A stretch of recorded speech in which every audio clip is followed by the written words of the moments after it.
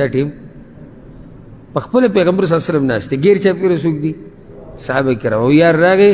په ګوټ کې په ولاړه می چازي وکړه فزجره الناس خلک ډېر خپه شو غوسه شو خلک ورټو یو روایت کې راځي چې چغې شوې ولکه دا سکه دا د الله کور دی دا د پیغمبر جومات فنهاهم النبي صلى الله عليه وسلم پیغمبر صلی الله علیه وسلم منع کړو وی بس پرېږدي یو روایت کې راځي پیغمبر صلی الله علیه وسلم وی میچازي به اوس مه بندوئ پرېږدي فلما قضى بوله کله چې دا میچازي ختم کړي ښه پوره امر النبي صلی الله علیه وسلم بذنوب مما پیغمبر صلی الله علیه وسلم یو ډول